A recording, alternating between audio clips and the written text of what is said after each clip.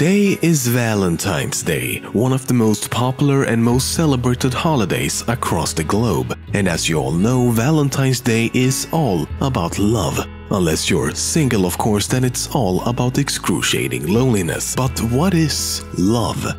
Baby, don't hurt me.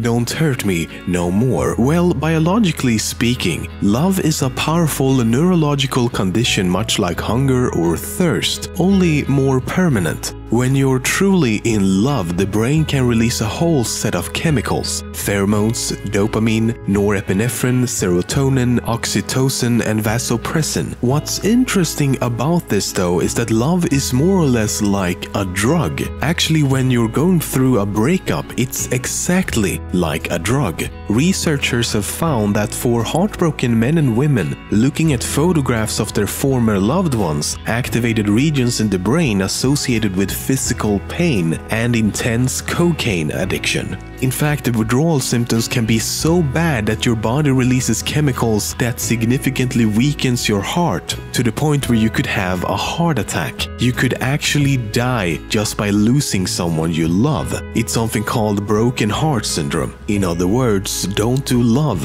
don't love and drive.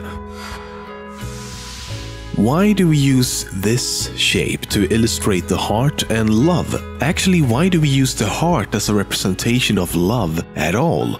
We're not exactly sure why. As far as historians can tell, the very first known depiction of a real heart as a symbol of love dates back to the middle of the 13th century. The use of the heart shape as a metaphor for the heart grew in popularity during the 15th and 16th century. For example, this symbol of Lutheranism was designed in 1530. And this painting is from 1486, illustrating the crucifixion of Jesus Christ. Some believe that the heart shape was inspired by leaves, or it might have been one of the many heart-shaped flowers.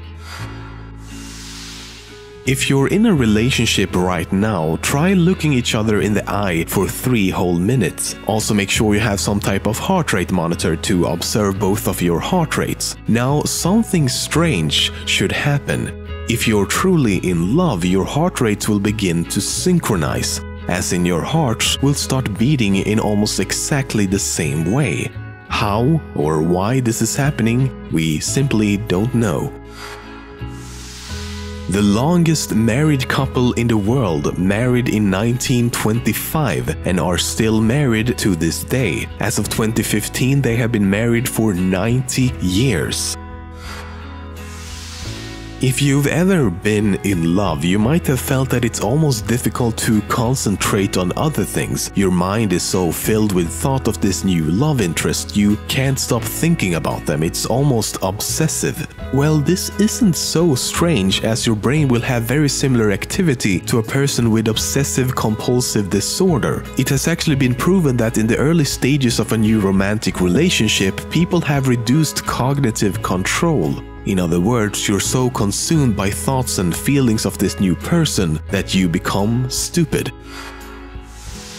There's practically a phobia for everything, and yes, believe it or not, love is no exception. It's called philophobia and is the fear of falling in love. You know, I think most of us would like to think that the saying bros before hoes holds true in real life. But yet again, science creeps up behind us, stabs us in the back and silently whispers, "No fucking way." Purely statistically speaking, falling in love comes at the cost of losing at least 2 of your close friends. Romantic partners usually absorb time that would otherwise be spent with friends, and thus friendships have a tendency to slowly fade away. Motherfucking science, bitch. If you have a slight headache, it might be worth to just cuddle with your significant other for a while. The reason being that when you cuddle or when you're simply embraced in any way by someone you love, the hormone oxytocin is released and acts as a sort of natural painkiller. Even just looking at a picture of a loved one can be enough to relieve the pain.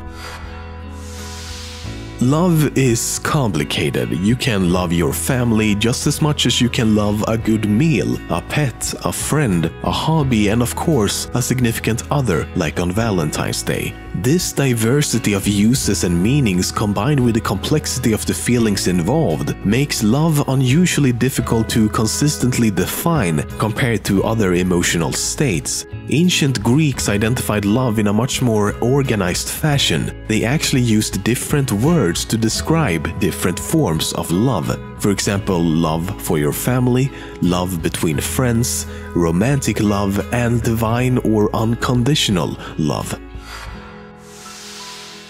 The very first step to finding true romantic love is attraction. You need to be attracted to the person before you can love them. And while attractiveness is of course relative to the situation and the individual in question, there's a few common patterns on how most of us assess attractiveness and who we ultimately choose to establish a romantic relationship with. One key point that researchers have found is symmetry. The more symmetrical your body is, specifically your face, the more attractive you are. The general idea is that good symmetry shows that an individual is healthy and will produce healthy offsprings. And while the face proved to be a lot more important than the body, some big factors were hips and shoulders. Women with a waist significantly slimmer than the hips are the most desirable to men, and while the same to a lesser extent is true for men, it's more important to have broad shoulders. Another interesting thing is that love and attractiveness activates completely different regions of the brain. Feelings of romantic love activate regions on the right side of the brain, while looking at someone you find attractive activates the left side. But most important of all, you should not be too much alike or too different, and it seems to apply to all levels: genetics, behavior, appearance, and even what you smell like. The idea is that couples who have found a balance between not being identical and not too different are able to learn from each other while also having enough similarities to relate to one another. In other words, scientists have found that love is just as complicated as we think it is.